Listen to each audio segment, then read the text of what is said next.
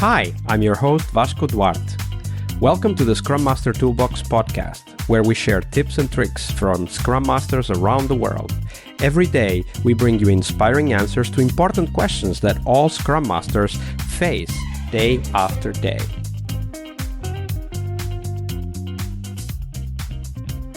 Hello everybody, welcome to our Success Thursday. This week we have with us Pooja Gupta. Hey Pooja, welcome back. Thanks, Vasco.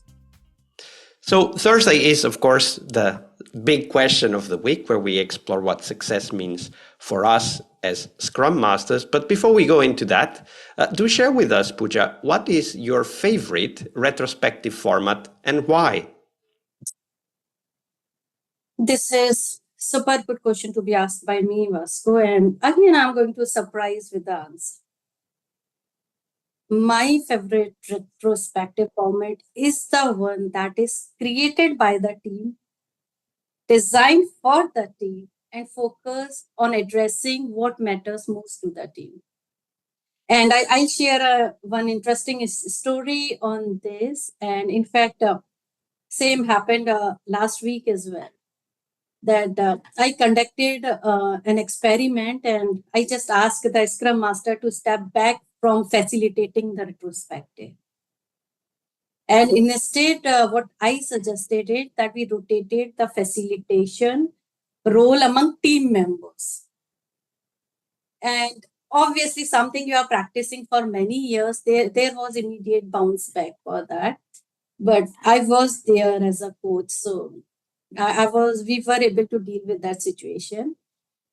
How we were doing it, so every month there used to be the turn of one person, and it's like, I'm so busy, I couldn't do this, why this is happening? But as soon as the person used to come into my coaching session, this was always one-on-one coaching, so I used to be like, hey, congratulations, you got the opportunity to learn and deep dive into the retrospective. And this might be your last time as well that you are, as a technical person, as a developer, you are going to deep dive in something very different you never even thought of. And somehow things, the frequency until now work super good with every team member. Then I provide them quite detailed coaching on retrospective, including available templates in the market. Chris is super amazing name. He gave very different world to the retrospective. I would definitely recommend to go with his LinkedIn page and his website as well. So whose website, sir? Could you repeat? Chris, let me, his full name.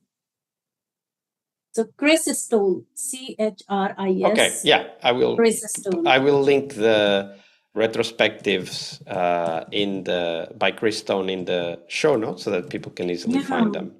Yes, so he will definitely inspire them for the retrospective, making it more fun. Miro definitely provides tons of templates. I know. Do you need the full name again?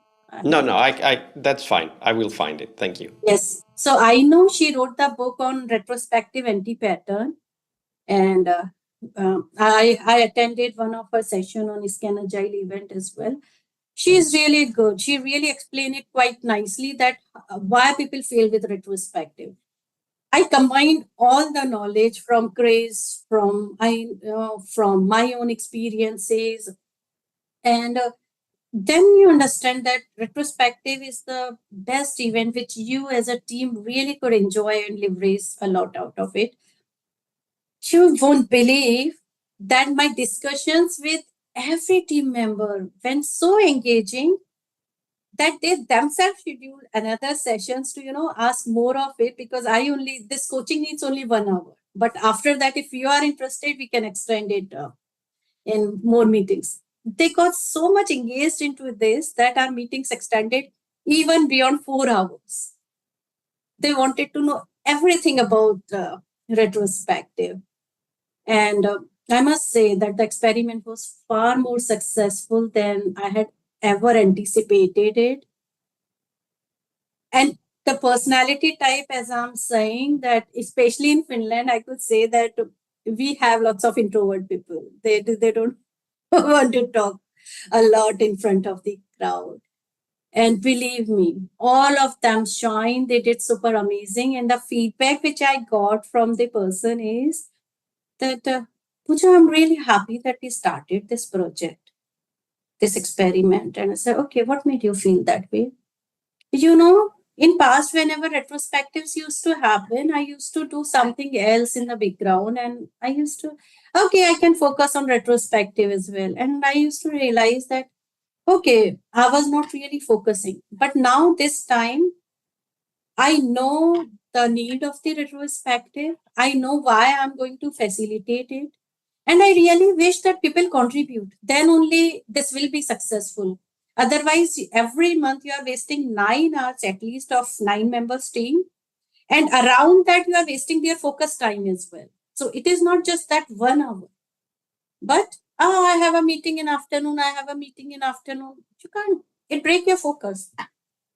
If your retrospective is full of anti-patterns, either plan something in a different way or just don't have it just for the sake of having it.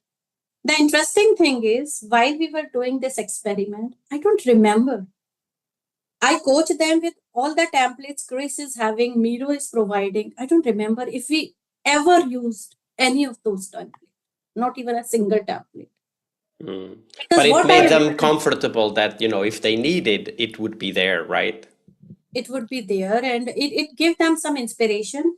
The point is the readily available templates are designed by someone else with their thought process for their need. Your team needs could be different. It could be that that template work for you, or you might have very different need. So the freedom which I have given to the person I was coaching, that now this is your 1 hour. You need, what kind of change do you want in your team? What you are looking forward?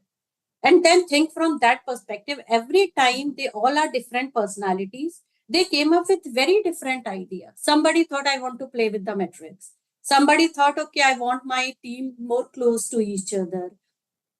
One person said that, okay, I need to think how we can improve in our learning curves. You might not find the readily available template for that because your team is different. You as a person is different.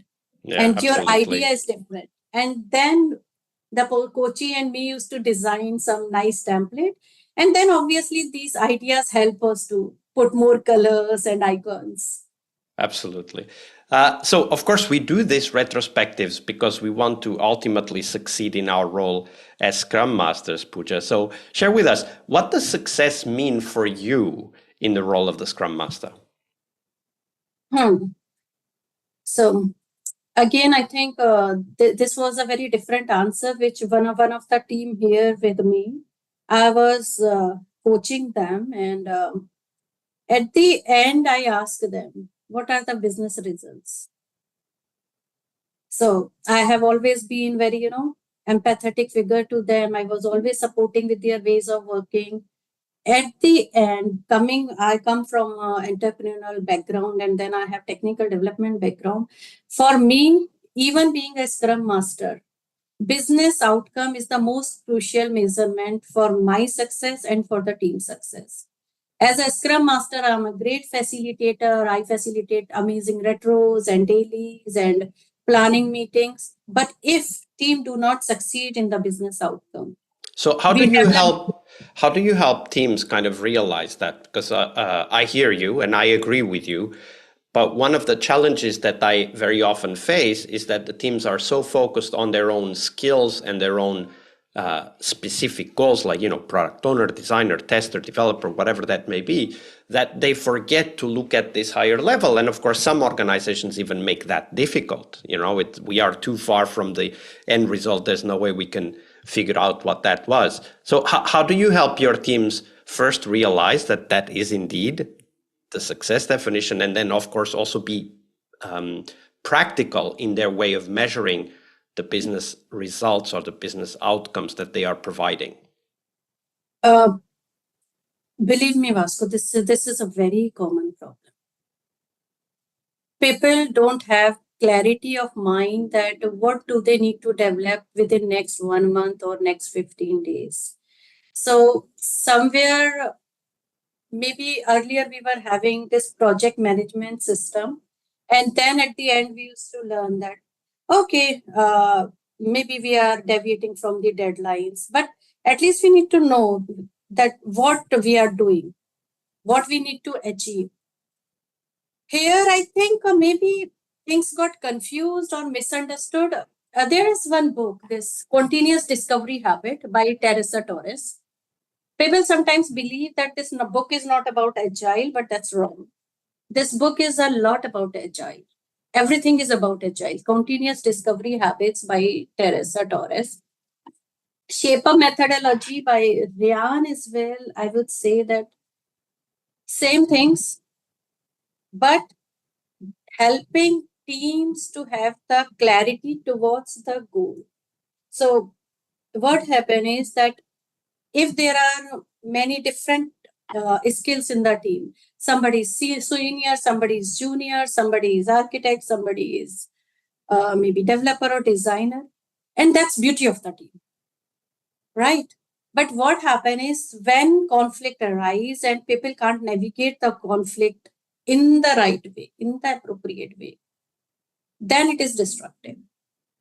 But at the same time, and that's what I really appreciate whenever I start some training or some meeting or maybe facilitation, the first thing I emphasize is that please oppose each other. Please don't hesitate with the conflicts. I'm here. Believe me, we won't let it be destructive. We are going to be constructive with our conflicts. So that's very important. And when people open up, I learned one of the team was having very difficult situations because their skill levels were very different. And then entire load was coming on the senior developer. So I would say that only one person was working on the project. And you couldn't succeed that way if one person is trying to do the work of 9 person. And they came up with this problem to me, and I then tried to understand, okay, and okay, their skill level is quite different, and somehow that's why it is happening. What is the simple thing? And there is one article which I posted on LinkedIn about it recently, the refinement coaching. And I have clearly mentioned few steps that how differently you can do the refinement. So you don't have to make hundreds of tasks as per the refinement process and then putting those into the Jira, but the process is a bit different here. So what do you do is basically that first thing is your business goal has to be clear to you.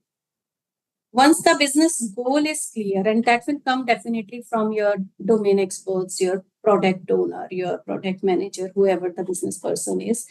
Once that is clear, you discuss with the product owner, okay, can you share us the business details of that? Once those are clear, then you go as a team together to deep dive into the technical steps, how you are going to implement it. Don't let senior developer already starting the implementation at all. Let everybody put their thoughts, how I will implement it. And then everybody says, okay, that's how you will implement it. This is one way of doing it. This is how I will implement it. Another way of doing it. And now here the discussion start among all of them with the open mind. You might, mix few parts, maybe combining these two ideas. You might reject all of those, come up with something new. You might choose one of those. Don't let your ego impact. My path not got chosen. My way was not chosen, but you as a team now chose the best path to implement it. And then okay, this is how technically we are going to do it. Now, because everybody was involved into the discussion, might take a lot of time, might take even 4 hours. A very technical team, they put in my current company, they have invested their literally first 4 hours doing this coaching with me. And I was not part of their next meeting. And in next meeting, I heard them saying with their manager that coaching was super. Now we know what we are going to do for our next 1 month. The best part of it was that not senior developer was owning everything for the 1 month. Now it was distributed. Anybody could have done that within the team. And believe me, it increased our results with more than 50%. Something they were hesitant. could we even do it within a month? They did it in 15 days because it is not a concentrated, just this person will do everything. It's everybody was doing it now. That's the beauty of having that shared goal and shared understanding, right? Everyone can pitch in and everyone can be part of it. Thank you for sharing that, Pooja. It's a great reminder that we do need to help our teams be focused and clear about their goals. Thank you for sharing. Part of a successful Scrum Master job is to help the product owner. Tomorrow we explore that critical role in Scrum, the product owner role. Tune in to learn about product owner anti-patterns, what you can do to help the product owner, and a real-life example of what a great product owner is and what made it so. Tomorrow on our Friday Product Owner episode. See you tomorrow. We really hope you liked our show. And if you did, why not rate this podcast on Stitcher or iTunes?